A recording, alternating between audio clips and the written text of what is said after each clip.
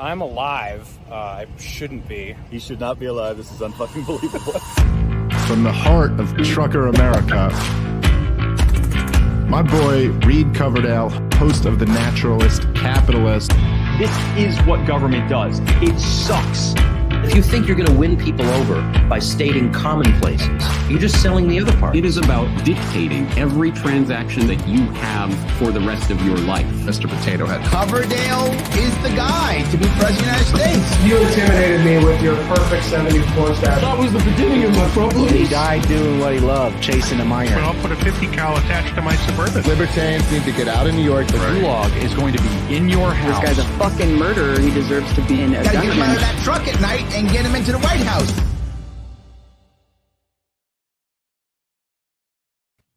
Hey guys, thanks for tuning in to another episode of The Naturalist Capitalist. It's finally happening. Third time's the charm. I am at my house, good Wi-Fi connection. So barring any supernatural or intelligence agency disruptions, we'll be fine. We'll get through this and it'll happen. So thanks for waiting this one out. Been looking forward to it for a while. Just for anyone who's new to the show, I'm coming up on like 9,300 subscribers. If you wouldn't mind subscribing and hitting the bell, trying to get to 10,000 by May 20th.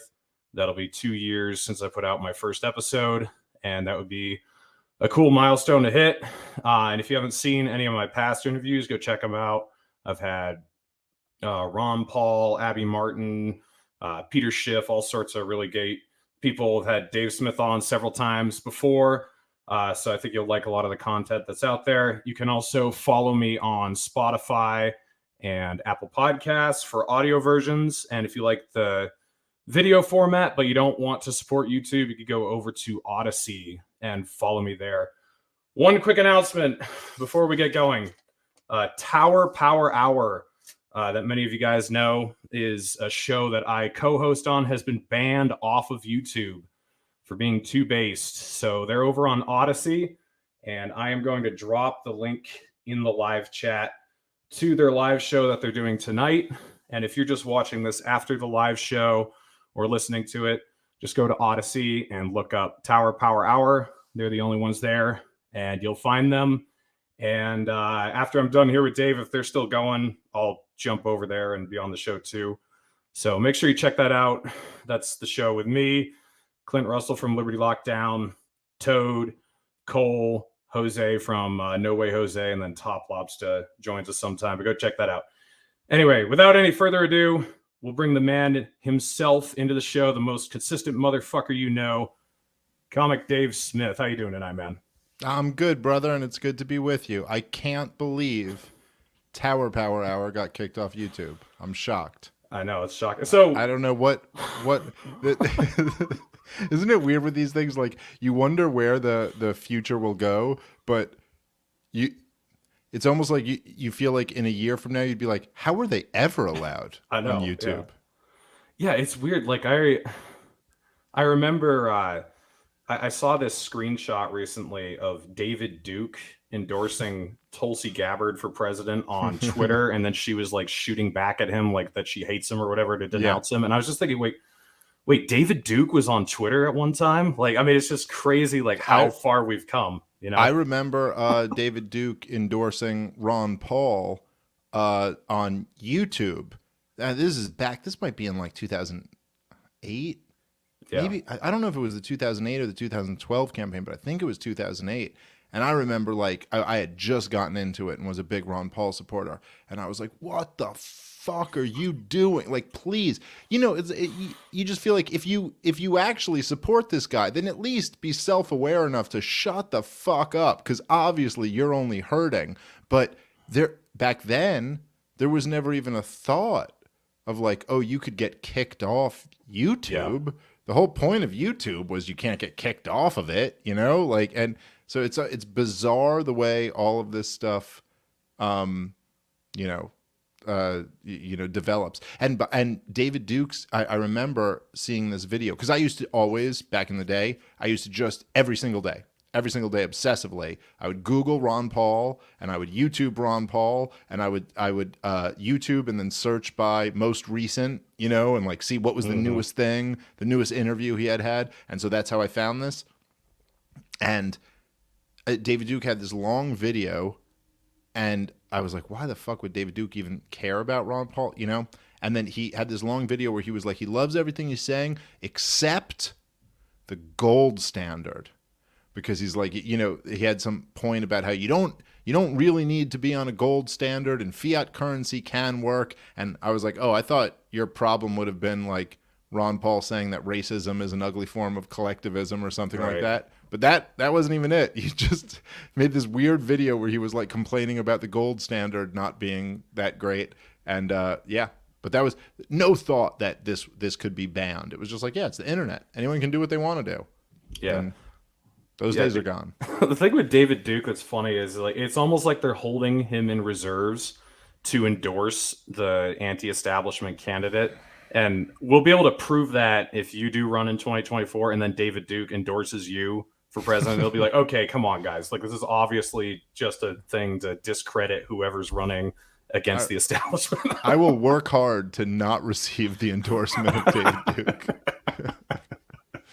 Oh, man. So what do you think about Elon Musk buying Twitter, man? I don't even really like Elon Musk that much. I think he's funny, but I don't really care about who he is or like what his personal views are. And I don't know why other people do so much. It's like, okay, what seems to matter here is if he's going to actually shake things up by changing Twitter policy. But what are your thoughts on the whole thing? Are you optimistic or what do you think?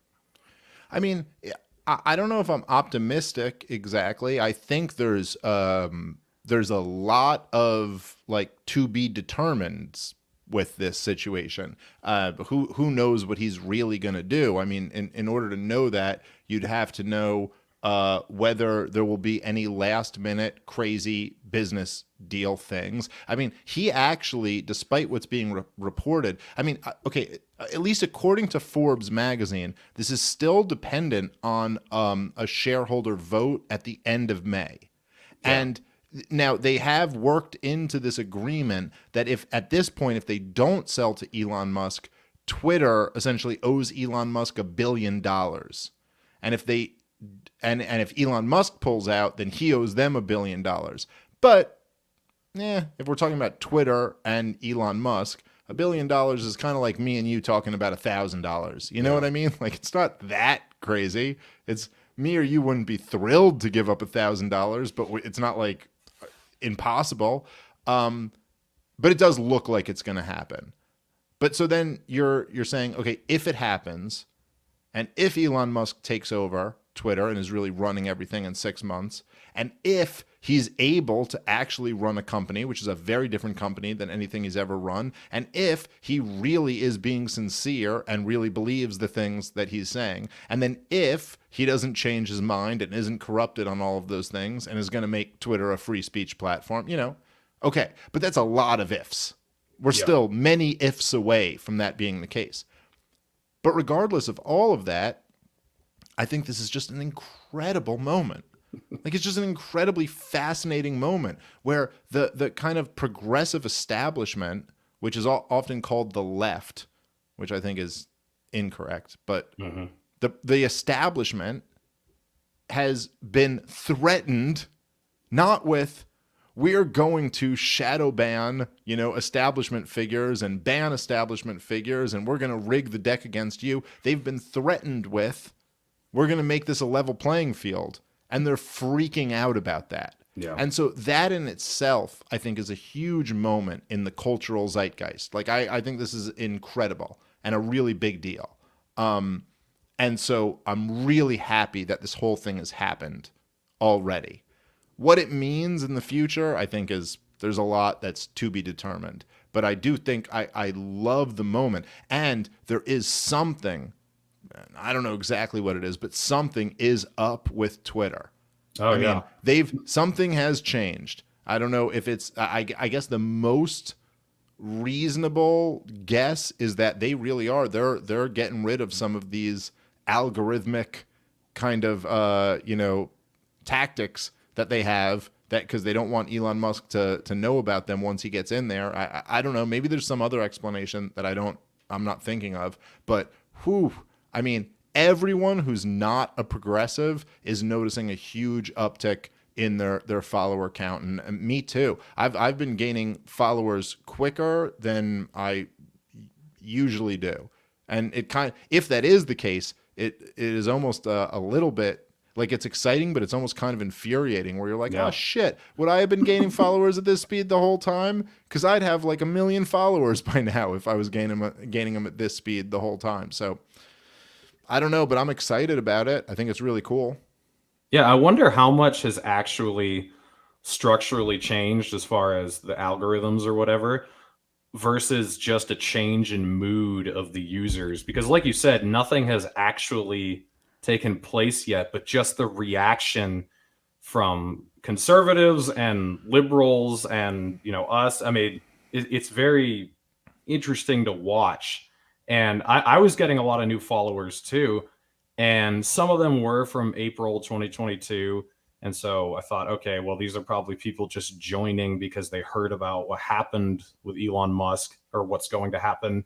But then a lot of them were from like 2010 and 2011. And so it was very weird. And I wonder how much of it is just a change in atmosphere versus an actual change taking place. Yeah, I don't know. I mean, I haven't tried, or I don't even know how I would go about like seeing who the new followers are and when they joined and all that stuff. I just know that the uptick has been noticeable. And then when you see, like, if you look at the numbers of these big like accounts, it's pretty like evident that something's going on here. And I don't think this is all new people joining. I just don't buy that. And if it was old people who are using Twitter again, it doesn't really make sense that they would be all of a sudden following Joe Rogan or all of a sudden following Donald Trump Jr. or even me. I don't know. That doesn't seem to add up to me. I think there's obviously shenanigans going on. I know that my pinned tweet, which I've left pinned for quite a long time now, I don't know exactly. I could check, but it's been months and months and months, and it's like railing against the vaccine passports. And I've had, thousands of people tweet or message me that they've tried to like this thing and their like is then removed. And they've and actually the number of likes has gone down. Like it was way higher than it is now.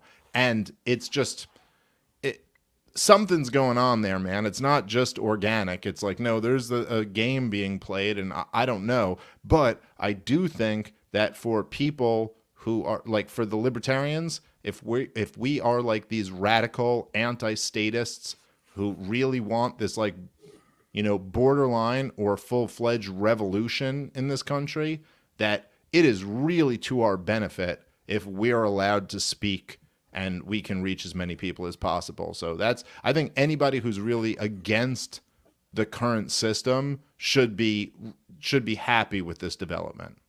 Yeah, you made a tweet that said anyone who's against, I'm not gonna get it verbatim, but something along the lines of anyone who is against free speech is the enemy, something like that. And that's really true on a couple different levels, not just because I think it's wrong to suppress speech, but also because by censoring somebody, you instantly legitimize them, whether or not their claims are legitimate, right? So if you start censoring people who have crazy views, you start giving them some sort of righteous anger against what you're doing, and it gives them some sort of resonance with people who follow them or whatever. So people could say something that's absolutely ridiculous, but just because you've been censoring them, they double down, and it creates a movement. So not only are they censoring you and making it hard for you to speak, but they're also building up people that you don't really want to be popular at the same time. Yeah. And I was actually getting into arguments with some right wingers because some right wingers were saying like we need to start squashing the left now, and we need to start like, you know, trampling on their free speech. And I'm like, no. Like, look at the last few years of what the left has done to you guys. Has that made you guys just roll over and give up and be like, okay, I guess I'm not going to get involved and I'm not going to like fight back at all? Like, no, of course not. I did the exact opposite thing. And then a lot of people who otherwise would never have, you know, gotten involved in politics or maybe even voted or paid attention to anything because of how crazy things got, they were forced into it. And they'd also choose allies that they might have not chosen in the past just because things have gotten so bad. Like in the past, they might have thought, well, you know, this guy's kind of a scumbag, but, you know, he is saying this and things are getting really bad. And I agree with this important thing. So I guess I'll get behind him. So this idea that, you know, trying to suppress or persecute your enemies is going to work out in your favor, I just don't buy that. I think that we, you know, if you look at more than just a 2-year section of time throughout our history, you realize that by suppressing a certain group, you actually make them stronger and want to fight back against you. And that seems to be the cycle that we just can't break out of just trying to destroy each other instead of, you know, removing the structure by which we are destroying each other and trying to live a more peaceable way. We just keep using that structure that already exists and imposing it on the other side. And it just gets worse and worse and worse. Do you see it basically that way, or what are your thoughts? Yeah, I mean, I think that's pretty much correct. And I mean, I guess like squashing your enemy would make sense if your enemy is like 100 times smaller than you. You know, I mean, if you're like, like North Korea or something. Yeah. Well, but if you're like 90% of the population and your enemy's 10%, then I guess you could just like squash them out and silence them and fuck it. Like, what are they going to do? But if you're talking about, broadly speaking, the left versus the right in America, and I mean, I don't know exactly what the numbers are, but if you're like, let's just say the official reported numbers of the 2020 election, if you're talking about like 80 million versus 70 million, I mean, you're not going to like vanquish that other group. And so, yeah, to me, the way I look at it, and especially for people who are libertarians who believe in like human liberty and oppose like everything about the way our society is legally ordered, we're the like a big minority. But what do we have on our side is that we have the truth.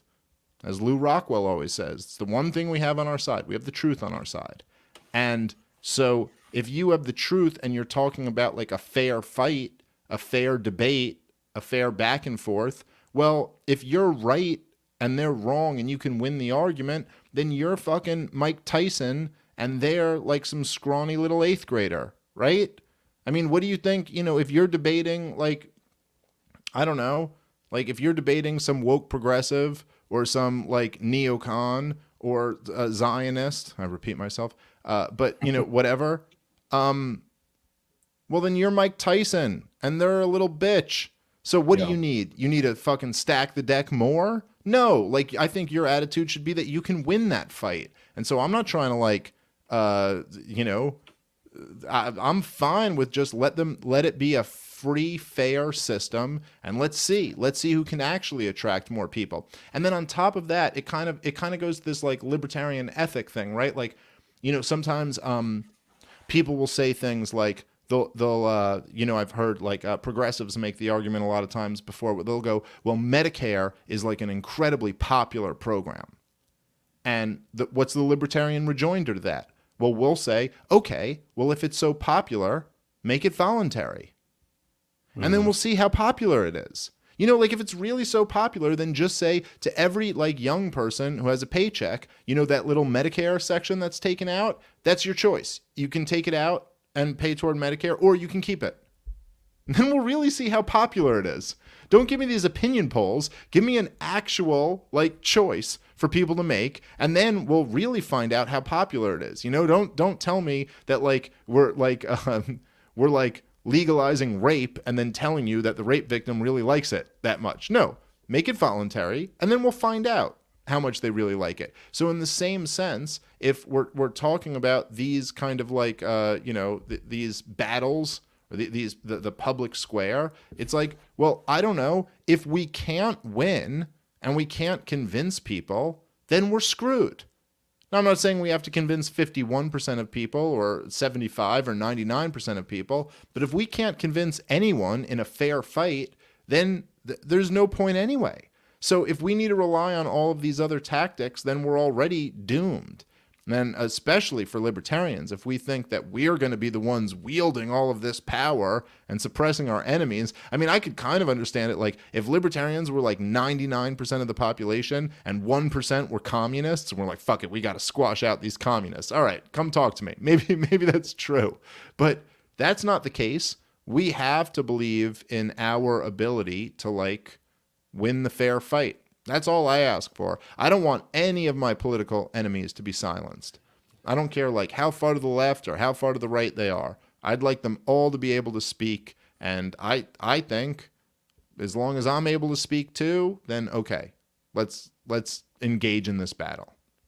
Yeah, there's also the aspect of, prohibition not working and kind of giving credence to a rebellious attitude against prohibition. So I've noticed, I feel like if racism weren't reacted to so, terrifyingly, shockingly all the time, or just like, oh my God, I can't believe this is happening. Like I feel like people would almost laugh at it because of how ridiculous it is. But now if someone says the N-word, people are just like, whoa, that's so base that someone would say that, like it's kind of like a reverse reaction of what the people who hate that so much would actually want. So it's kind of like, when you're under 18 and you're smoking cigarettes, there's some sort of exciting rebellious attitude about it. Or when you're under 21 drinking, there's some excitement to it. But as soon as you're of age, it's not exciting anymore. It's just boring. So you incentivize people to do stuff that you supposedly hate because of your reaction to it and because of how much you shun people for it, where I feel like if you weren't so ridiculous, most people would just see how stupid some of this stuff is and just roll their eyes and, laugh it off and move on. I don't know. No, I think you're right. And I think that's that's something that I've gotten shit for from other people in our world. Or maybe in our world. I don't know where they are, but that it's like I'm not outraged enough. Like it's whoever, if I'm talking to somebody who's racist or something like that, then I'm not outraged enough at them. And a lot of times I'll be like, well, what would you do? What would you say? Like, oh, I'm outraged. I'm I'm so outraged that you're racist. It's like, okay, well, that's not really an argument. And all that does is kind of signal to everyone that you can't handle what they have to say. And it's very bizarre. It's like, I don't grant people that much power that if they just say something offensive, then, oh my God, all of a sudden I have to freak out about that. I mean, I don't have to like support them or tell everybody that they're my guy that I'm pulling for, but okay. Like what argument do you have to back that up? That's more how I'd handle it. And I think that, a lot of like I've had examples where some people have like I'm Jewish and I've had people who have said like kind of like anti-Semitic shit, and I'll talk to them and be like, okay, well, what did you mean by that? And what's your argument? I'll go, okay, well, here's where I think you're right, but here's where you're really wrong. And people will almost be like, well, you should be furious. You should denounce them. And you should go, oh no, that's horrible that you're an anti-Semite. And I go, but what would that prove? Like if someone was making an argument against Jews and I went, I'm outraged as a Jewish person, all that does is prove that well, the Jew can't even look, this is all they have. This is all they have is just being outraged. And you're not allowed to say this. It's like you feed them more fuel. And it really is crazy that no one's picked up, not no one, but that so many people haven't picked up on this by now.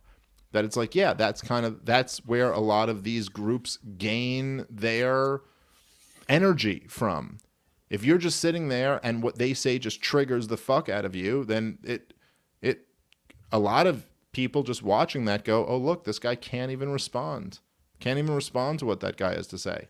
He's just outraged, but like he doesn't have a counter argument.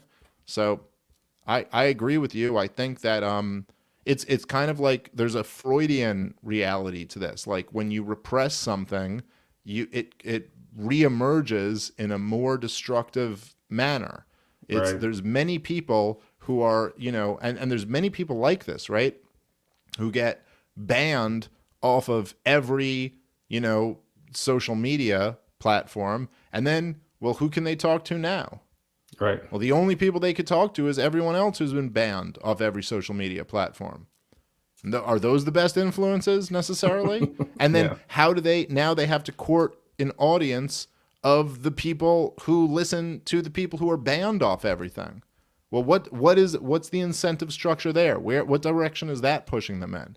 And so if you're going to move this needle more and more to be the, 70 million people who voted for Donald Trump in 2020, well, okay.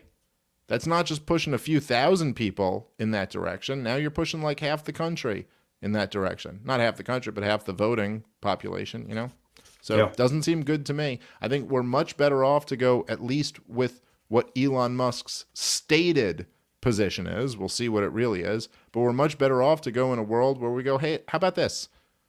Everyone's, short of something like, you're threatening violence or breaking the law or something like that, you're allowed to say what you want to say. Yeah. Yeah. So in reaction to this, Joe Biden has nominated, or he's put Nina Jankovic in charge of the, it's the Department of Homeland Security Disinformation Governance Board. And this woman used to be an advisor to Ukraine on strategic communications. And so she's going to be out there, destroying disinformation. So I doubt, I'm sure this isn't the first time something like this has happened during a war, during World War II and the Cold War. Oh, yeah. I can't think off the top of my head what existed, but I'm sure something similar to this was around. But what are your thoughts? That's kind of concerning. And it's also kind of interesting given the correlation, as soon as Elon Musk buys Twitter or, gets ready to buy Twitter, this comes out like the day after. Just kind of coincidental, kind of interesting. So what are your thoughts on that whole deal?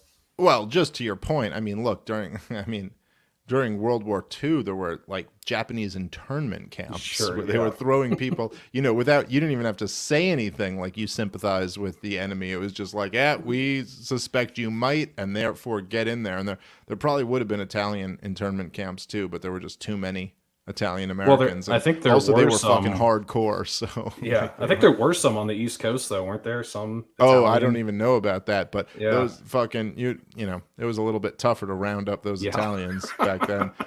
In World War I, they straight up locked up anti-war activists, and many of them were put in insane asylums. Many of them were thrown in prison.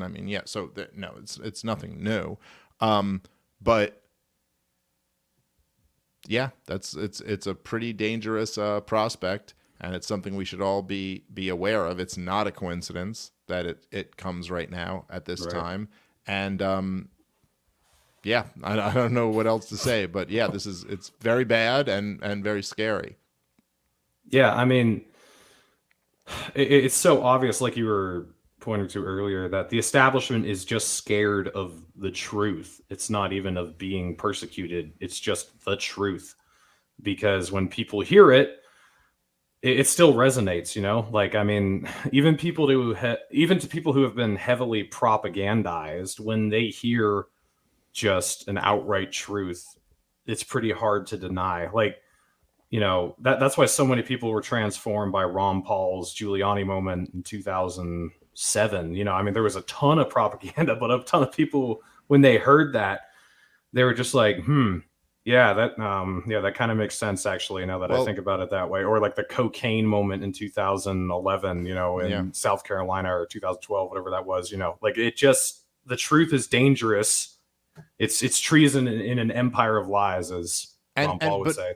Well, that's right. And then there's also other factors involved in that too, right? Like Ron Paul, even if he had that moment in, say, like 2004, it probably wouldn't have resonated as much. And part of that is because by the time it was 2007 and he was talking about the war in Iraq, the war was a fucking disaster. And no one could really deny that. Like, it was just, there was no question. And everything that the regime had told you about it had completely collapsed. You know, they told you Saddam Hussein had weapons of mass destruction, but yet we could never find these weapons. And they told you that Saddam Hussein was in bed with Al-Qaeda, and yet that had been completely disproven. And they told you that democracy was going to sweep the region, and oh my God, nothing but terror had swept the region. And so it was, everything was working out so bad. I mean, it's hard for people to remember, but like 2004, 2005, 2006, really, really bloody years in Iraq. It was just a fucking disaster. And so by 2007, when Ron Paul's talking about it, there's a lot of people who are like, yeah, this is pretty bad. And then in 2008, the economy crashes, and Ron Paul's talking about the Federal Reserve, and people are like, well, I'm listening. You know, try telling them that in 2005. Where, you know, oh my God, this housing market's going to be a nightmare. Peter Schiff was out there telling people in 2005, 2006, it's a nightmare. And they were like, what are you talking about? My house went up 12% last year, you know? So once there's the disaster, then telling the truth is even more dangerous. And so that, I think, is what's going on right now, is that everyone looks around and they see like, oh, none of this is working out. And with all the COVID stuff just being completely, you know, I mean, Jesus, everything over the last 2 years where they've completely reshaped American society it's all fallen apart. You know, we're supposed to believe, oh, now we can take our masks off on airplanes? All right, I guess we can. It's, you know, oh, the pandemic's over? Okay. Or even though everyone knows at this point that the vaccine wasn't what it was sold as being, that lockdowns didn't work, all this stuff. So that's when, right now, the moment we're in, is when it's particularly dangerous for them to allow the truth to be told. And, you know, again, like the point I was trying to make with that Medicare example before is that, like, so in the Ron Paul days, our biggest, like, thing was, well, they won't let him speak. And they're blacking him out in the media, even though he's drawing these huge crowds and breaking fundraising records and all this. And all we wanted was an opportunity. And that's all I think we should want. And if we get that opportunity and we still can't convince enough people, then fuck it. Then we can't do it. I don't know. Yeah. You know, in the same way that, like, if you made Medicare voluntary and everyone still wanted to fucking give their money up to the government, you'd go, well, shit. I mean, all right, I guess we're wrong. Like, all I'm looking for here is a fair fight. And I think that if we get the fair fight, we win. So that's, I'm happy with that. Yeah, we're both in a Facebook group, and you posted something asking, you know, how people have felt their message resonating, or how they feel like the libertarian message is resonating when they share it. And you said, like, going on Glenn Beck and, you know, these big shows that you feel really positive about it. And I've noticed that too. You know, a lot of us are on Twitter, and we live in sort of an echo chamber on Twitter of people who have been around libertarianism for a while. So a lot of people are getting sick of it and moving on, trying something else. But once you get out of that bubble, like if you talk to random people who aren't politically involved at all, I mean, they really want to hear what you have to say, and they totally realize what we've been doing doesn't work, and they really want to try something new. I was just hanging out with my uncle the last couple days, and I'm quitting my job here in about a month, moving back to New Hampshire. So he wanted to come ride in the truck just once before I left, because he lives in Colorado, next state over. And, you know, we were talking about libertarian ideas in the economy.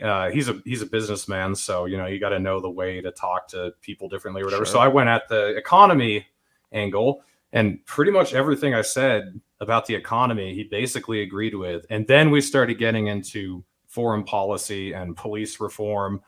And because I built that bridge on the economy, he was like, yeah, you know, that does make sense. And these other things make a little bit of sense. I don't like the way they sound, but they do make sense. So I have to start thinking about that. But I feel like you're right. If this message gets out to a lot of people who haven't been, you know, inundated with loser brigade tweets for years or whatever, and they don't know about the drama in the Libertarian Party, like, those people are really ripe for this message, I think. Yeah.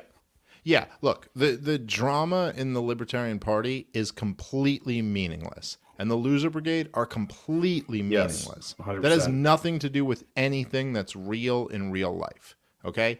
And I'll tell you that I go on shows with like millions of people listening to them, and the people are very receptive to this message right now. And one of the things that like bugs me is when people have the attitude that like, and this is not just, there's people I love who have this attitude where they're like, look, like the masses are never going to be convinced of libertarianism. And I'm like, okay, well, the masses, I mean, I don't know. I don't know exactly what percentage of the population could be convinced, but the truth is the vast majority of the population, they're not convinced of anything. They just kind of go along with whatever the thing is. Yeah. That's why you have red states and blue states, because like most people just go along with whatever it is. It's like, I don't know, my dad's a Republican and his dad's a Republican, so I'm a Republican. Like that's how people work. And that's not even like an insult to those people.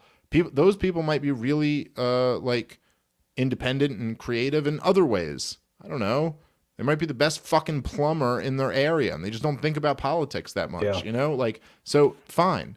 But I just know that Ron Paul got in front of millions of people and told the real hardcore libertarian truth, and it inspired enormous enthusiasm, converted millions of people to our cause, generated like all of this hype. And since then, we've really not had it. That's it. That's like the only guy in the last 40 years who's done it. And now I'm getting on these like big platforms, and like some other libertarians are starting to get on big platforms, and they generate enormous interest. And a lot of people, like every time I go on one of these huge shows, they're like the response is overwhelmingly positive. So who's to say that we couldn't generate like way more? I mean, I don't know what the ceiling is, but it's way higher than what we've achieved. So let's fucking attempt it. And all this other shit, like, we get drawn into, I'm as guilty as anyone of getting drawn into it, but it's all fucking irrelevant. None of it means anything. What matters is that we're now living in an environment. I just want to say, when I accidentally post a video having something to do with it, like one of my friends will message me and is like, what was that last video you did about? Like, I don't even get it. And I'm like, yeah, I shouldn't have done it. Sorry. So like, well, I almost never talk about this. Like I'll talk about the LP, like internal drama on like, maybe like on a libertarian page, or maybe like, with you, like on this podcast, or like in situations like that. But I never, I mean, maybe like a couple episodes of my podcast ever have been spent on this. And then and it's usually like with an intended goal, like to rally libertarians to be like, hey, let's fuck these guys up and go take this thing over. You know what I mean? Like it's usually like with that. But if I'm on a huge platform, that'll never come up.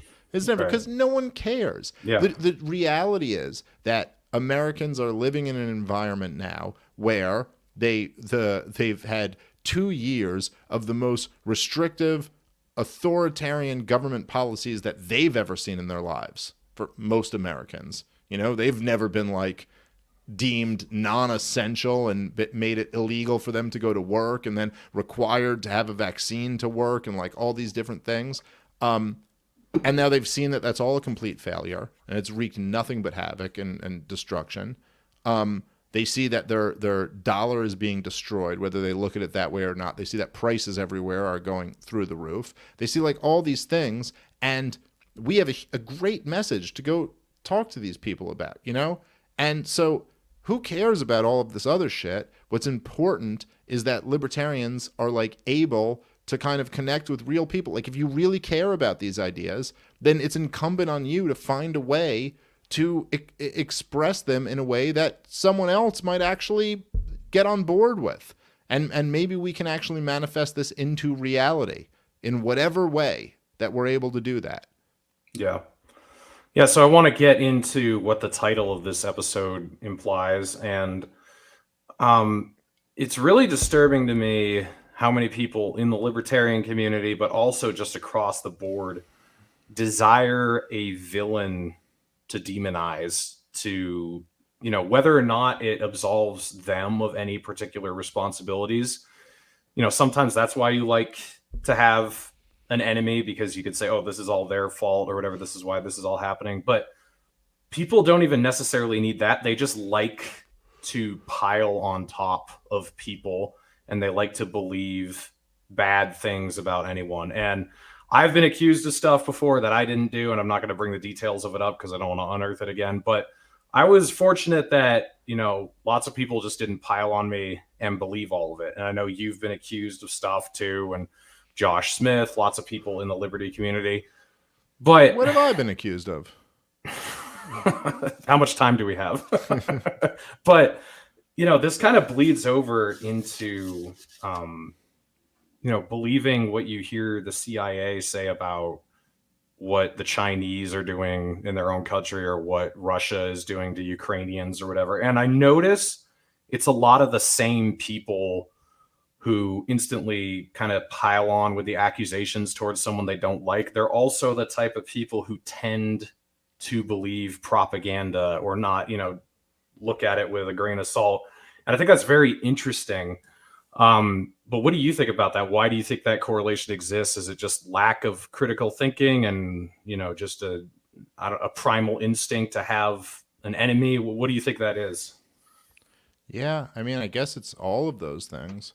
I think that also, particularly like the outrage culture is a very seductive thing for people who don't have a lot that they feel good about themselves, and can kind of like, well, I'm the good guy now because I'm so outraged about this really bad guy. That's and very so true. they can kind of jump on that train. I mean, you see this a lot all throughout like American culture today. It's really sad. And I also think that, I mean, truthfully, I think that the lack of traditional family values has a lot to do with this. I think that when you have a family, and I'm speaking as somebody who was like a very, like I was a degenerate and like, was very much like everything that you would think a typical kind of, I don't know. Pothead comedian loser. Yes. Type. Yeah. Exactly. Exactly. That you would, all of those descriptions, what you would think they would be. And it's very easy when you're doing that to be completely validated by external factors. But when you have a family, it's all of that seems to kind of fade away. And it's just not as important. It's not as important as your kind of internal, family unit. And there's a lot of people. This is why you see like the crazy cat lady who's like in her 50s is the one who's always outraged at everybody else, like it's just, this is kind her of cats aren't enough for validation. Yeah, it's a psychological phenomenon here. And you see this a lot. It's a very common thing where people who are not, I think, really happy with themselves are the quickest ones to jump on the let's go crucify this guy train. And in the same way that the closeted gay senator is the one who's leading the charge against the homos. Yeah, right. Because, well, that absolves himself of any suspicion, right? Mm-hmm. Now, who would question me? I'm the head anti-homo senator, right? No one would be looking at me, and then that guy gets busted like blowing some dude in an airport bathroom or something, So there's a lot of that dynamic, but in general, I think that it's important for people to always focus on like what's really going on here, what's a distraction, what's a real genuine outrage, because there are genuine outrages that we should all be up in arms about, but that just throw it through like your own internal test about these things to make sure that you're really outraged about something that's worth it, and you've run this through like at least a little bit of a test to make sure it's not bullshit. Mm-hmm. Yeah, it's fun. I consider myself an atheist, but I'm really an agnostic. I think we're all agnostic to a certain point. But the reason I call myself an atheist is because I really think the idea of a personal God is a human construct. And I was just brought up with so much religious bullshit that it made me probably more skeptical than if I weren't. Honestly, if I were brought up in a less religious household, I'd probably be a bit more agnostic. But it just kind of I don't know, it put me into this certain mindset of just being more skeptical of, religious institutions just because of the brainwashing I saw them do and stuff. But I kind of liken that to, when you hear the CIA say something, or you see these same type of people go after someone, on a witch hunt, and it's always the same type of people. Like you said, it's the people who have never succeeded in anything in their lives and don't feel good about themselves. Like to me, like, I'm not just agnostic about whether or not the claim they're making is true. I'm very skeptical because I've seen what they've done in the past, and usually they're pretty specific accusations that a lot of them end up being false, especially if we're talking about the State Department or the CIA with foreign countries. You and I both were taken by surprise when Putin actually invaded Ukraine. And I think both you and I weren't just like, I don't know if Putin will invade Ukraine. Both you and I were kind of like, nah, I really don't think he's going to do it, just because you guys have lied to us so much about everything. So the kind of default response is to be like, you guys are going to need to provide some substantial evidence. And I think that was actually good. Like, it sucked that we got that one wrong or whatever, but I didn't really feel bad about it. I was like, there's tons of reasoning for me to think that way about this. It's not like this was an arrogant, ignorant position to take. If you look throughout history at everything they've lied about. So I just think people, when you see a source that repeatedly lies all the time, or is always telling, just part of the truth to, put something in a certain light, like, just be skeptical of them. And I don't know, people just take anything they hear now about so-and-so did this, or this dictator is going to do this or did this, they just believe it still. And I'm just like, what is it going to take for you guys to, start questioning this stuff? But yeah, and look, I mean, I'll be the first to admit, and I've said this publicly many times, that I was wrong. I did not think that Putin was about to invade Ukraine, and I was taken by surprise that he did. I didn't think it was going to happen right now. I didn't necessarily think he never would, or it was an impossibility. I just didn't see any real evidence that it was about to come. But in hindsight, I was wrong, and he did, and okay. It's fine to admit that. But it is interesting how that gets spun by so many people as like, oh, this is this great, oh, look, you got it completely wrong. And you're like, well, okay, I mean, if you're talking about like the CIA and the State Department and these people who are saying this, I mean, these are people who has a better track record. I'll put my resume of who was right about what and who was wrong about what up against any of theirs, any day. I mean, just measure me over the last 8 years that I've been on a big podcast talking about this shit. Okay, fine. I mean, I've been right about a lot, not right about everything. But also, it's not even like they were right. I mean, what they predicted was that Vladimir Putin was about to launch a huge false flag attack and claim that Ukraine attacked them as a pretense to go into a war with Ukraine. And none of that ever happened. And then they've made all of these, predictions about, chemical attacks and all of this other stuff, none of which has happened, at least yet. So they've also been wrong about this whole thing. So it's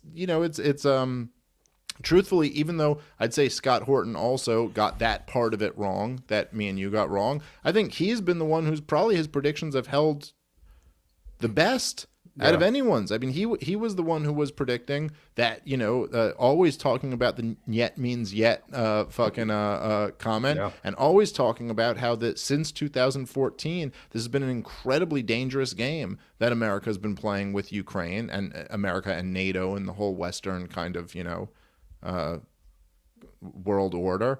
And so, it's I don't know. It's not like anyone's been exactly perfect on this, but I don't think they've been any better than we've been. And as far as what you're saying, like with all this, the demonizing of different enemies, I mean, if there's somebody who, or some organization that is known liars that have lied over and over again, then I think when they tell you that somebody did something, this horrible thing, I think, come on, after a while, you got to learn to take that with, the amount of seriousness that it warrants. And this is it's crazy. It's so like it's infuriating because I know people who will even like right wingers who will be like the CIA set up Donald Trump and they lied about this and that and the other thing, and then the CIA goes, well, Iran did this or China did this, and they go, well, you got to go get them. And you're like, but wait, why would you trust those same people who have lied about all this other shit? But I guess maybe that's part of the human condition or something. But yeah, I mean, it's really infuriating to see it in libertarian circles because libertarians are supposed to be better at this. You're supposed to be skeptical of the narrative in general. You're supposed to base your opinions on facts and things that have been proven to you. And that's really the ugly thing about this is the whole guilty until proven innocent thing. Like, well, someone said this about you, so you are guilty until you prove yourself innocent. And, that's what red flag laws are.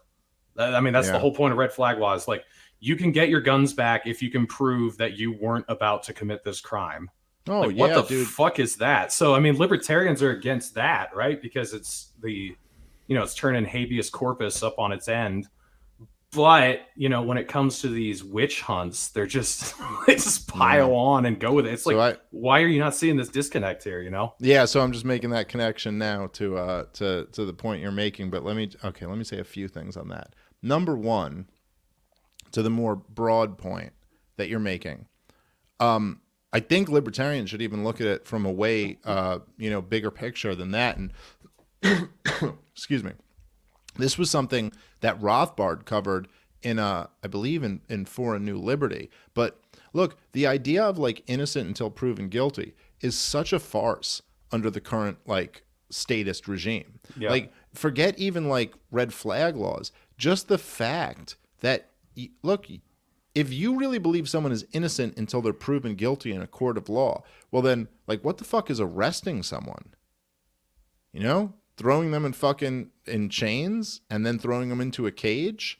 So you're throwing an innocent person, innocent until proven guilty, right? So you're doing that to an innocent person. And do you know what happens in our judicial system? I mean, people wait in prison for years before trial. Yeah.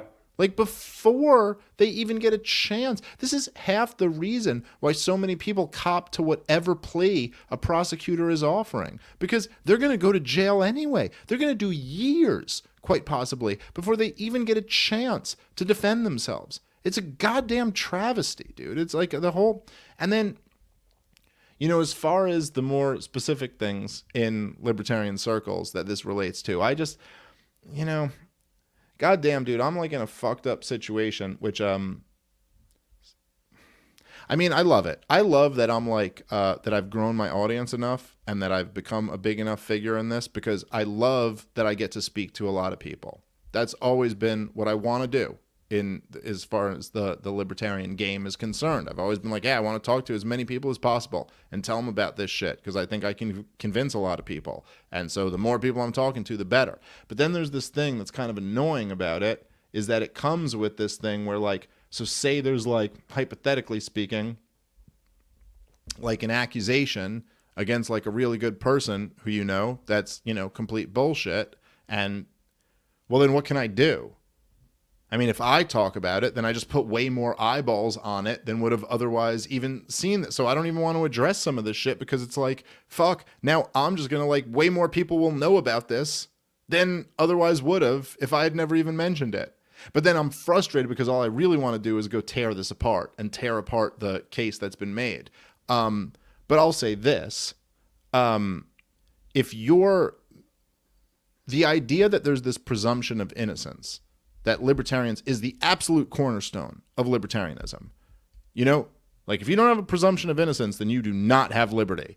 I don't care what you say. Be like, oh, people are free, but as soon as I accuse you of something, you lose all your freedom. Well, then you don't have freedom, right?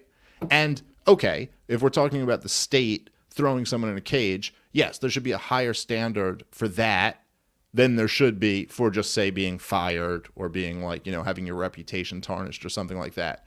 But if we believe that, then still, for someone's, like, reputation being tarnished or losing their job or whatever, there should still be some standard. I mean, we don't really have any sense of liberty if all it takes is one accusation with nothing to back it up and you're ruined, right? Yeah. Like there's still in that area should be some presumption of innocence. Now, maybe it doesn't have to be proven beyond a reasonable doubt, whatever exactly that means in the status construct, but there still should be something. Like, you don't just ruin somebody for for an accusation. And I will say this, not getting into any more specifics than this, but if you are like, let's say there was a married couple and they get divorced, and the woman says, hey, 20 plus years ago, this guy did something wrong. What are we supposed to do with that? I mean, he says, no, I didn't. And she says, yes, you did. You go, well, I mean, there's no actual evidence being presented here. This is 20 plus years old. It's a he said, she said. Obviously, you can't fucking throw someone in jail or something like that if she's alleging some type of criminal activity, because there's just no evidence. But I think in terms of like ruining somebody or trying to tarnish their reputation, you just go, there's really nothing we can do here, because it's a he said. It's unfortunate because you're trying to control for two errors, right? One error would be this actually happened, right, and we're not punishing the guy. The other error would be this didn't happen and we are punishing the guy. I don't know. They're both concerns, right? But if we have nothing other than she said versus he said, 20 plus years ago, some crime happened. What are we supposed to do with that? My inclination on that is that in that situation, you have to err on the presumption of innocence. That you're not going to ruin someone with no evidence. Now, let's say, hypothetically, you don't have that woman's word. She hasn't said anything criminal happened 20 years ago. But someone else comes in and says, hey, 20 plus years ago, something criminal happened. Well, then obviously you have to err on the presumption of innocence. Now let's take that one step further and say the other person isn't even saying something criminal happened. She's saying something inappropriate happened 20 plus years ago. Mm-hmm.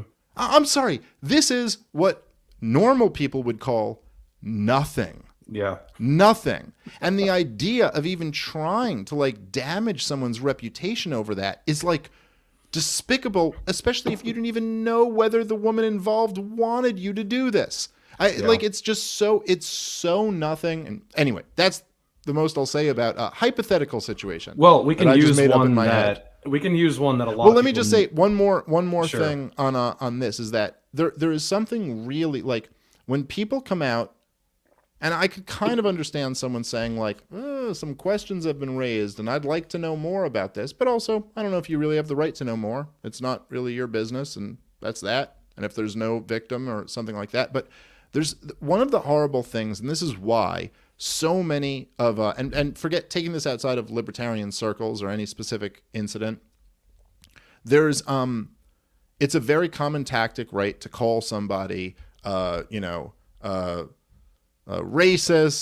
sexist, xenophobe, a transphobe, whatever all the names are, is because and particularly like in the Me Too movement type shit, accusing somebody of some type of like horrible thing, is that it has this effect, and people know about this. Noam Chomsky talked about this back in like the fucking 80s, that if someone calls you a Nazi, well, what's your response?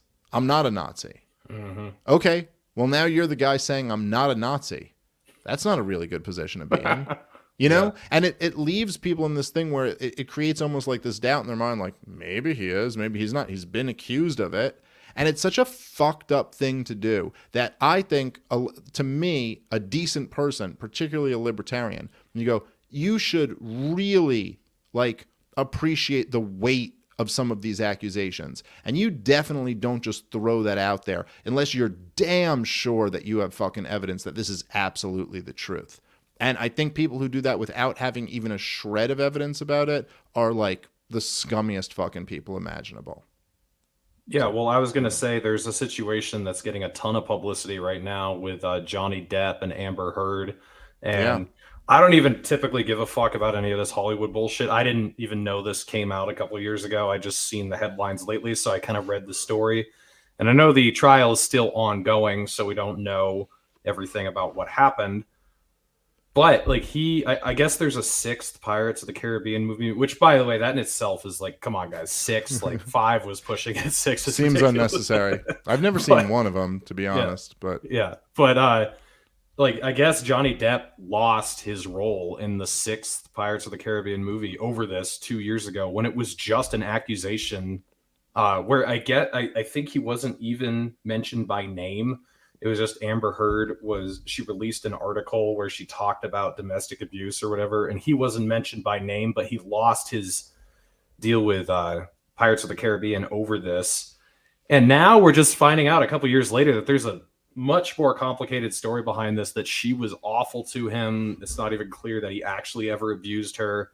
So, I mean, it's kind of just a perfect mainstream example of people jumping on and canceling and destroying someone's life over someone just saying something without any evidence, and then finding out later, oh shit, maybe we were wrong here, or at least we didn't have the whole picture. So yeah, I think whoopsie. Everyone paying attention to that should be learning from it.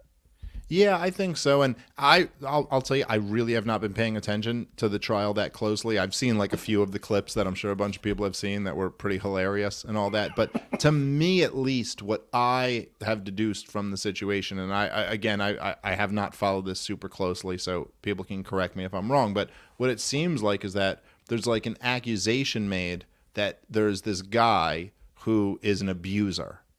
And far too often, I think it's something that's really a shame about our current, culture, that people love to just kind of place things in these very neat boxes, like oppressor versus oppressed, and this is the group who's wrong, and this is the group who's been wronged, and real life is very rarely that neat. And you see this all the time with like kind of like the progressive oppressor versus oppressed worldview. Yeah. Is black versus white, or straight versus gay, or cis versus trans, or whatever it might be. And it's really kind of stupid once you start to examine it. There's far more nuance to all of this shit. I mean, I don't know, is like, if there's like a trans person who is has two parents who stayed together their whole lives and were a really loving family, and they were millionaires. And then there's like some cis, and even make the trans person like a person of color or whatever, and then there's some cis person who is like born into like a divorced, parents whose mother abused them. I mean, like, this happens all the time. There's examples of both of them. Is it so clear cut who's like in the oppressed minority group and who's not? No, it's not. It's very complicated. And so in this example, you have someone being accused like, oh, okay, this guy was abusive to his girlfriend. That's the accusation. And then everyone goes, oh my God, he is bad guy, she is victim. And at least what's clear so far, and I don't know, the exact truth, and none of us do, and none of us probably ever will, no matter what happens in this trial. But at least what's clear so far is it's like, yeah, this is far more complicated than that. What's really going on here is you have people who are in a crazy relationship. Yeah. And that's like what what the truth is about a lot of these situations. That it's like, Kamala Paglia, you know who she is? Camille Paglia, I might be saying her name wrong, but she's a really interesting woman. She was like this hardcore feminist in the 70s, and then got completely drummed out of the feminist movement because she was just like too real. And she wrote this book, Sexual Persona. It was a really interesting thinker. So, wrong about a lot of shit, I think, but really interesting to listen to too. But she talked about how, like, she was talking about it. She was like, look, women in like abusive relationships, like, and she gave a caveat of like, there's exceptions to this. I'm not talking about like dirt poor people or like dirt poor immigrants who come over who feel like there's no escape or something like that. And there are situations where it's like, I'll fucking kill you if you leave, type things. But she was like, the vast majority of like middle class to upper class, like women who are born in a first world country living in the 21st century, who are like in an abusive relationship. It's like the vast majority of the time, you're at least participating in this craziness. It's not all the time. It's not an iron law. It's not always true, but a large percentage of the time. Like, what is it like, you know, if a guy hits you, what? Like hits you? Holy shit. I mean, how many like women do we know just in our like world, like what, who might put up with a lot? I mean, maybe they'd accept like, you know, take a guy back after he cheated or wasn't good to her, was shitty, but hits you? Here's the option, leave. And then she goes, Paglia was like, okay, maybe you forgive him one time, but the second time it happens, you are gone. You know what I mean? But so if you're in one of these relationships, you're talking about people who are multimillionaires, you know, very privileged people by any reasonable standard. And you're staying in a relationship over and over and over again where these things are happening over and over, odds are you're both participating in some type of crazy dynamic. Now, again, not an iron rule, but more often the case than not. And you see that in this case. I mean, I don't know what the fucking truth is here, but like she shit in his bed and cut his finger off and like he's doing all this crazy shit and he's talking about he'll fucking, you know, like he'll use her throat for something not to kill her and all this. You're like, this is a fucking, you guys are involved in a crazy relationship where you're both participating in this craziness. And that it's when just the accusation comes out, it's very easy to make it like this black and white thing. But really the truth is far more complex and nuanced than that. That's what it seems like to me. But again, I don't exactly know the details. Yeah, and this is a beautiful parallel with what's going on with Ukraine right now. You know, you're taught that Ukraine is just a victim and that NATO is just a victim and that Russia is just the bad guy, just the aggressor.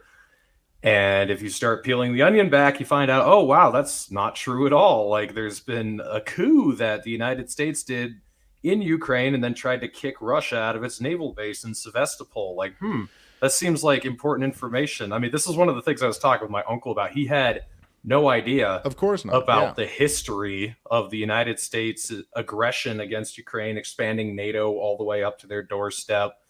Ripping up the INF treaty, the Open Skies treaty, you know, like there's a lot of shit here that if you actually look at it, it's like, oh, dang, you know, maybe this isn't quite as cut and dry. But it's interesting to me that in both situations, people tend to just jump on that black and white abuser victim, you know, demonize the villain. It's the same thing, just on a different level.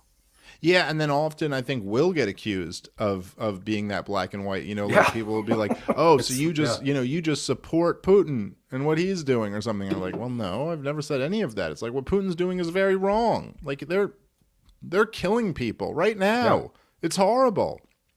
I don't think Putin should have invaded. And I also why would we be happy that our prediction was wrong?" And then also it makes it a little bit harder to make an anti-war case because imagine if he hadn't invaded, it would have been perfect. It would have been like, see, they're just lying to you. It would have been beautiful. So the idea that if you wanted to defend Putin, right? No, Yeah. I mean, and that was many of our feelings. It certainly was my feeling when he first fucking invaded, and particularly when he started marching west after it left like the kind of the Donbass region where you're like, okay, that's not. But then I remember we were texting that night. I was like, oh shit, west, here it goes. Oh, this is death. This is so bad for all of us who are trying to make the anti-war argument because now it's so easy to just paint this guy as this fucking monster and all this. And all I'm saying is like, well, he is a monster and what he's doing is wrong. But come on, let's look at all of the historical context here. In the same way that, like, you know, if some fucking, it's almost like you're saying to make the comparison. It's like if some chick like rushed a dude with a knife. You know, a little tiny girl rushed a dude with a knife, and then he fucking snatched the knife and threw her down on the ground and then just starts kicking her when she's down. And you'd be like, oh, fuck. And then all everyone sees is him kicking her when she's down. And they go, this guy's a monster. And you're like, okay, well, yes. It's completely inexcusable that he's doing what he's doing, you know what I mean? But at the same time, you should also know that this chick rushed him with a knife. Now, I'm not saying that makes it okay that he's stomping her on the ground. Like, that's wrong. But also, you know, like, if you want to really know what's going on here, you should see that first part too. So that's kind of like the battle that we're in is trying to bring this perspective of what's really going on here. But we get accused of it all the time by, you're on the side of the Ayatollah, or you're on the side of Hamas, or you're on the side of Putin, or any of this. And it's like, well, no, it's just that people are handed a completely bullshit, one-sided, inaccurate funhouse mirror view of this whole thing. Yeah. And we're trying to say, well, look, there's all this other information too. But real life is far more complicated than anytime anyone's going, this is team good and this is team evil. They are not telling you the truth. Yeah. Well, to kind of wrap up the episode, let's talk about Reno. That's just about a month away, a little under a month away. I am a delegate for Utah, so I will be there and I'll be voting. I know you're going to be there too, but are you excited? Are you feeling optimistic about the reset? I know in my state, I think we have 13 delegates. 10 of them were Mises Caucus guys, and then the other 2 or 3 guys were not, opposed to us at all. And it sounds like I'm hearing that a lot from other states that's taken place. But are you feeling good about what's coming, or what are your thoughts? Yeah, man. I mean, I'm feeling like unbelievably good about what's happening. And I'm always like a little bit nervous. Like I'm fucking like, I'm a realist when it comes to all this stuff. And I'm always like, in my conversations with Michael Heiss and like other people, I'm like, okay, how are they going to screw us? You tell me, like, what's it going to be? Because I know more shit's coming. I know there's going to be a whole lot of like fucking. I don't believe that they have emptied out their last, attempt at some type of corrupt fucking like, attempt to squash this whole thing. But I don't think it's going to work. Mm-hmm. I think that the Reno reset is happening, and at this point, there's basically nothing anyone can do about it. And I'm so goddamn excited about this. I mean, I cannot overstate it. It is since 2012 when Ron Paul, or maybe 2011, when Ron Paul decided to run for president again. This is the best goddamn thing that has happened to the liberty movement. It's gonna be incredible. It is gonna be so awesome when we're in the position where we don't have to constantly be telling people that we believe in liberty because we're libertarians and yeah, but not like the Libertarian Party says, no, not exactly like that. No, that message was really off, and that was really bad, and that candidate was really bad, and that was it. But what we believe is this, and we can just go, yes, this is our home, and everything they're saying, this is exactly what we're for. It's going to be just like the Ron Paul days again, man. I can't fucking wait for it. It's going to be incredible. And I'm telling you, man, like once Angela is the chair of this party and it's really like the libertarian, like the liberty movement is really represented by the Libertarian Party, I'm so excited about what we can accomplish here. And I think that it's not as simple as like some people break it down. It's not about just like, oh, well, we'll win 51% of the population or something like that. The truth is no one wins 51% of the population. 51% of the population, barely even votes in most elections. But the truth is that we have an enormous opportunity right now to shape the conversation and push the Overton window and affect the cultural dynamic in this country. It's like the greatest opportunity we've ever had. And I think objectively, the greatest opportunity that people who believe in liberty have ever had exists right now. And also, we're up against the greatest threat we've ever been up against, at least in my lifetime. Yeah. So goddamn, I'm excited that now we're going to have a base, like a home base of what really represents our views. I think it's going to be incredible. And Reno itself is going to be a goddamn fun time. So anyone who's out there, man, if you're a delegate, make sure you get yourself to Reno. And if you're having trouble, reach out to me. Or reach out to Reed, or reach out to Michael Heiss or somebody. We'll make sure that fucking we figure it out. Get out there to Reno. It's going to be an incredible time. And also, I'm doing comedy shows out there and a live podcast. So come out to that on Thursday, the 26th. That should be fun.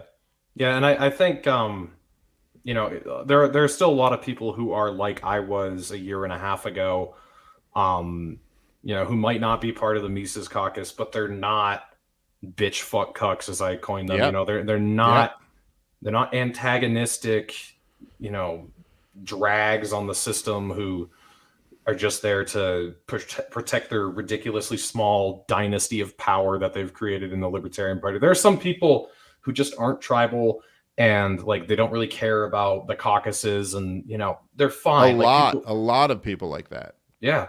And you know, I certainly see like a big difference between someone like Nick Sarwark and Justin Amash, you know, and some people don't see a difference, but like someone like Justin Amash has been really good on the COVID stuff, really good on the Russia-Ukraine stuff, really good on, you know, the Ministry of Truth stuff that's happening right now. Like, no, he's been great on everything. Yeah, if you compare him, I mean, he sucked on the impeachments. That's really just about it. But if you compare his record with like these people with the Ukrainian flags in their bio who are just talking about how Putin needs to be sanctioned and, you know, trans rights are human rights and that's the most important thing in the world. Like, there's just no comparison. So I would just ask people in the Mises Caucus to remember that not everyone who's not in your group is your enemy. And then I also want to tell the people who aren't in the Mises Caucus who do care about liberty more than anything else, we're not your enemy either. You know, like we're on the same team here. If you care about advancing liberty and advancing the Libertarian Party, then I'm on your side, you're on my side. It's the people who don't put that first, who care about their stupid little social experiment they're doing and don't want to be taken seriously, that need to get out of the way. And they have, for the most part. Like you said, they're probably going to have some final death throw, but you know, 100%. Yeah, and I've been saying this in every speech I give. I'll say this in my speech at Reno. I mean, this is like every single speech that I give. I've been around to like a ton of these LP state conventions. This is what I've been saying.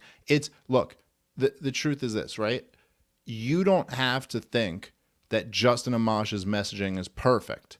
You don't have to think that the Libertarian Party of New Hampshire's messaging is perfect. Like, you don't have to think Jeremy Kaufman's messaging is perfect. Or you don't have to think, like, we all can have disagreements. My honest, truthful opinion, I don't think either of their messaging is perfect. You know? I don't even think my messaging is perfect, but I think it's better than those guys. But I don't know. That's because I'm me. You know? It's my own. But the truth is that, like, Jeremy Kaufman's fucking awesome. And Justin Amash is fucking awesome. And Spike Cohen is fucking awesome. And the vast, vast, vast majority of people in the Libertarian Party are just great. Like, they're great people who really believe in human liberty, who are, like, really committed to this cause. And some people have different strengths. Some people is fucking, like, triggering all the statists. And then some people's strength is like really appealing to like that middle of the road average person. And then some, like, everyone's got their own different thing, you know? And then some people's strength isn't messaging at all. It's just like, I don't know, organizing. Some people's strength is just that they're willing to go collect signatures in the rain and make sure Larry Sharpe gets on the ballot in New York, you know, which is also really, really fucking important. Like, there's all these different things.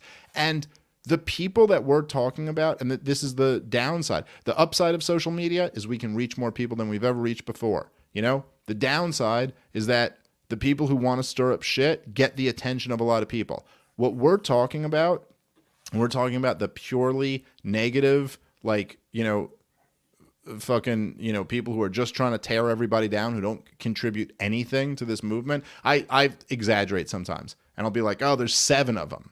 But the reality is there's 50 of them. There's 50 of them. That's it. A few of them control power. A few of them are on the LNC. The rest have nothing. And they will all leave as soon as the dust is settled. And it doesn't matter at all. The truth is the vast, vast, vast, vast majority of this party are fucking great people.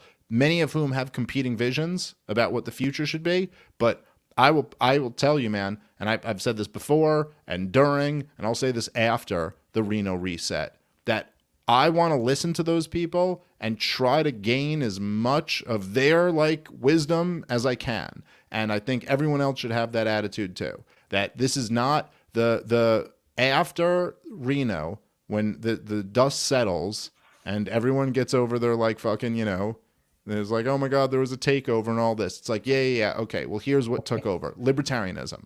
That's what took over the LP. So now we're ready to fucking get to work.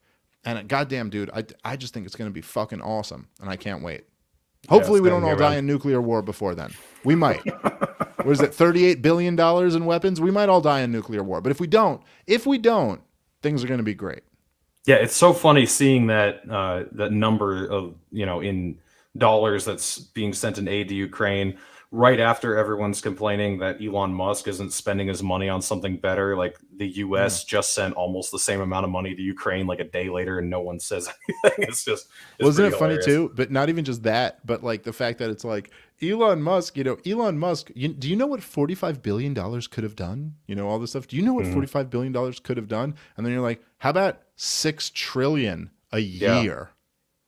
You have a government that steals that money from you. So if all these wonderful things could be done, how come they're not being done yet? Oh, okay. Yeah. Maybe we shouldn't blame Elon Musk for trying to make Twitter a free speech platform. Yeah.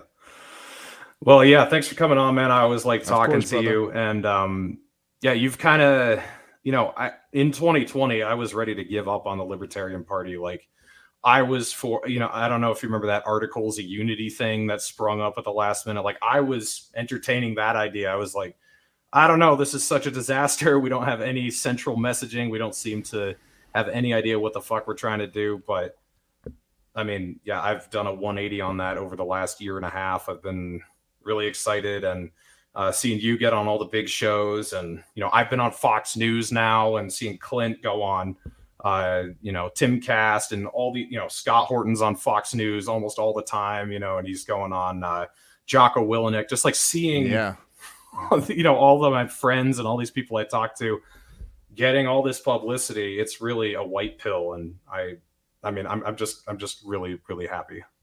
Yeah, well, I'll say, man, like the same to you, like the experience of kind of like meeting you and kind of like the way we've become like really good friends is really like opened my eyes too. And I think that someone said to me the other day who was like, I think trying to take shots at me, like they were like, I don't know, they call me some type of names, and I was like, dude, I'm not really interested in going back and forth with anyone who's like calling me a fucking racist or something like that. I don't fucking care, I'm not a racist. And they were like, oh, you can't handle criticism, what I'm saying? And I was like, dude, I have like fucking genuinely very good friends of mine who I met as critics. Yeah. And like, and that was something that was like very like eye-opening to me too. Like that it's like, oh yeah, a lot of times people who it's easy sometimes when there's so many like bad faith critics and like shitty people to be like, yeah, not everybody who's a critic is that. And actually there's probably way more of them who aren't that.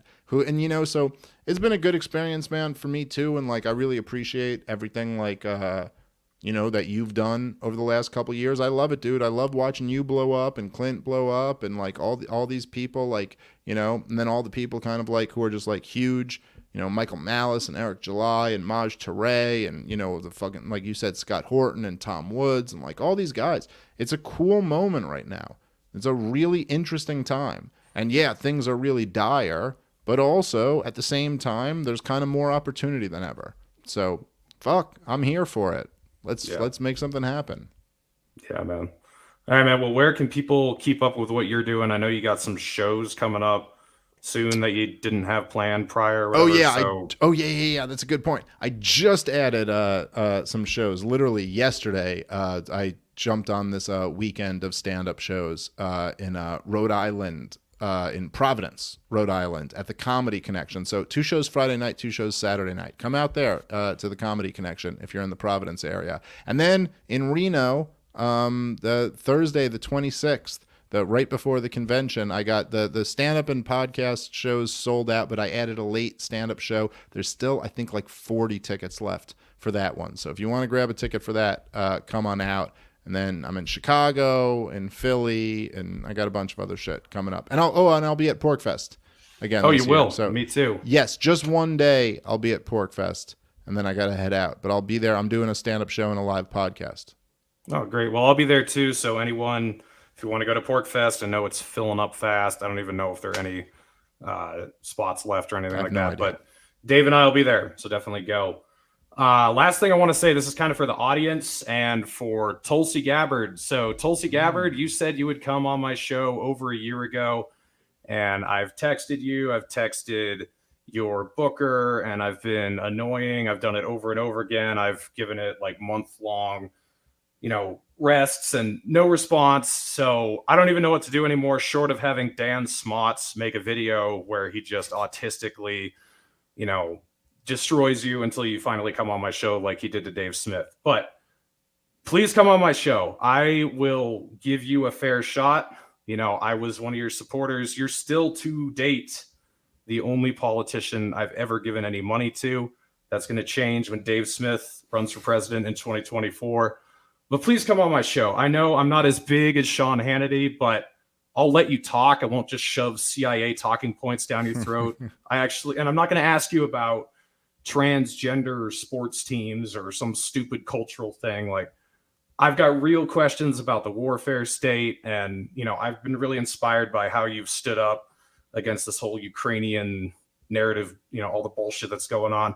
I do disagree with you on stuff, but I was upfront about it to your face when I was on your campaign.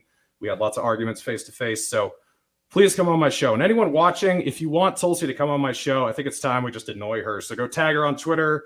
If you're on Locals or whatever, just say, hey, Tulsi, go on Reed's show, and we'll see if we can make it happen. But yeah, I think that's good advice. And Tulsi, if I could speak to you, and I know I don't know you personally, but we've messaged before and stuff. And listen, you need to go do Reed Coverdale's show. You do not want Dan Smoltz unleashed on you. I know this from personal experience. You will never recover, Tulsi Gabbard. You're a fine woman and a great ambassador for the anti-war movement. Come on Reed Coverdale's show. Once Dan Smoltz gets a hold of you, you'll never be the same. Please, come on The Naturalist Capitalist. You'll love it. And also, he'll be real cool to you. You'll have a fun time. Yeah. Well, thanks, Dave. We'll do it again soon, and we'll see you at Reno. Absolutely, brother. Thanks for having me. Absolutely.